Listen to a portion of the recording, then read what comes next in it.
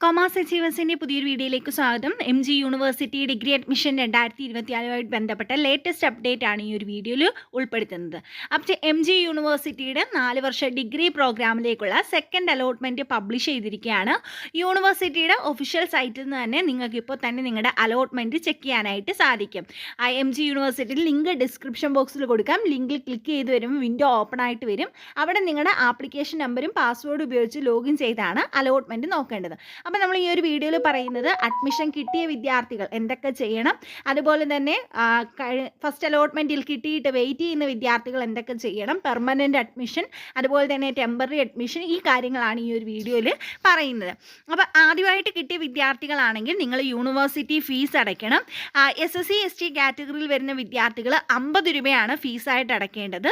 ബാക്കിയുള്ള വിദ്യാർത്ഥികൾ 1418 രൂപയാണ് ഫീസായിട്ട് അടയ്ക്കേണ്ടത്. അപ്പോൾ ഫീസായിട്ട് അടച്ചതിന് ശേഷം ആ ഒരു അലോട്ട്മെൻറ്റ് ഫീസ് അടച്ചതിന് ശേഷം നിങ്ങൾക്ക് താൽക്കാലിക പ്രവേശനമോ അല്ലെങ്കിൽ സ്ഥിര പ്രവേശനമോ നേടാവുന്നതാണ്. അതിനുവേണ്ടി നിങ്ങൾ മോഡ് ഓഫ് അഡ്മിഷൻ തിരഞ്ഞെടുക്കണം. ആ മോഡ് ഓഫ് അഡ്മിഷനിൽ പെർമനൻ്റ് ആണോ ടെമ്പററി ആണോ എന്ന് നോക്കുക. ആ മോഡ് ഓഫ് അഡ്മിഷൻ സെലക്ട് ചെയ്തിട്ടാണ് നിങ്ങൾ ഈ കോളേജിൽ പോയി അഡ്മിഷൻ എടുക്കേണ്ടത്. ഈ ഒന്നാം ഓപ്ഷൻ, അതായത് നിങ്ങൾ വെച്ചിട്ടുള്ള അതിൽ ഫസ്റ്റ് ഓപ്ഷൻ തന്നെ കിട്ടിയ വിദ്യാർത്ഥികൾക്ക് സ്ഥിര പ്രവേശനമാണ് എടുക്കേണ്ടത്. ബാക്കിയുള്ള എല്ലാ വിദ്യാർത്ഥികൾക്കും താൽക്കാലിക ടെമ്പററി അഡ്മിഷൻ എടുക്കാനായിട്ട് സാധിക്കും. അപ്പോൾ സ്ഥിര പ്രവേശനം എടുക്കുന്ന വിദ്യാർത്ഥികൾ മോഡ് ഓഫ് അഡ്മിഷൻ എന്നുള്ളത് പെർമനൻ്റ് ആക്കുക.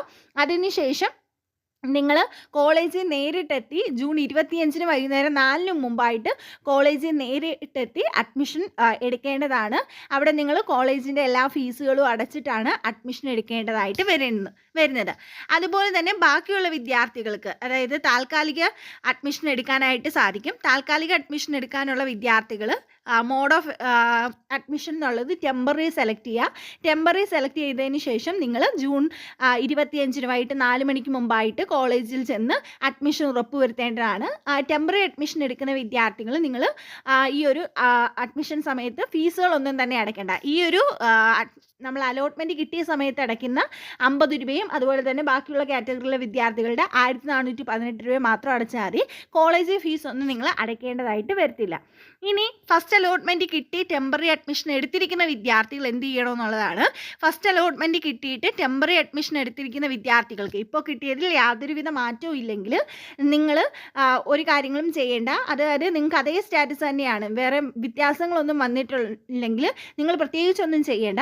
ഇനി അല്ല നിങ്ങൾക്ക് ആ കോളേജിൽ പെർമനൻറ്റ് അഡ്മിഷൻ എടുക്കണമെങ്കിൽ നിങ്ങൾ എന്ത് ചെയ്യണം, ഓൺലൈൻ അപേക്ഷയിൽ ലോഗിൻ ചെയ്ത ശേഷം mode of admission permanent select ചെയ്ത് കോളേജിൽ നേരിട്ട് ഹാജരായി അഡ്മിഷൻ നേടേണ്ടതാണ്. അപ്പം അഡ്മിഷൻ ആദ്യം നിങ്ങളുടെ അലോട്ട്മെൻറ്റ് ചെക്ക് ചെയ്യുക. അലോട്ട്മെൻറ്റ് ചെക്ക് ചെയ്തതിന് ശേഷം ഇത്തരം കാര്യങ്ങൾ കൃത്യമായിട്ട് മനസ്സിലാക്കിയതിന് ശേഷം അഡ്മിഷൻ എടുക്കാനായിട്ട് ശ്രമിക്കുക. അപ്പം നെക്സ്റ്റ് ഒരു വീഡിയോയിൽ കാണാം. താങ്ക്